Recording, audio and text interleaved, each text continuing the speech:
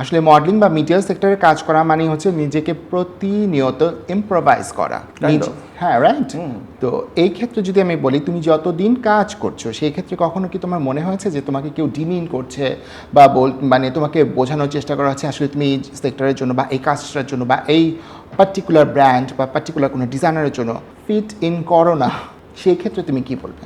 আমার একটা স্টোরি মনে পড়ে 2013-এ একটা বড় ভাই একটা ব্র্যান্ড, উনি পাঞ্জাবি ডিজাইনার, ভালো ডিজাইনার বাংলাদেশে, পাঞ্জাবি প্লাস লেহেঙ্গা টেঙ্গা ডিজাইন করে। ওনার শুটে আমি মানে সিলেক্টেড ছিলাম ফটোশ্যুটের জন্য। সামহাও ফটোশ্যুটে 2-3 দিন আগে জানতে পারি আমি আর শুটে নাই।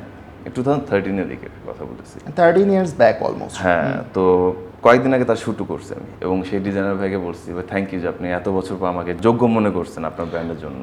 সো সে আমাকে কাজে নেয় নেই এটার জন্য না যে আমি পারফেক্ট না, এটার জন্য না।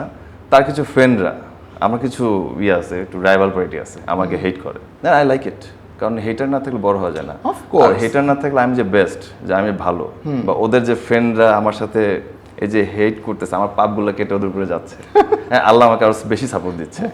I like it. হেটার না থাকলে বড় হওয়া যায় না, এটা আমি সবাইকে বলতে চাই। হ্যাঁ, trust me, I love my haters.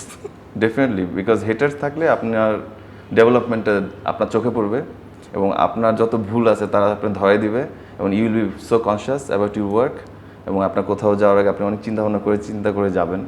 So এটা ভালো।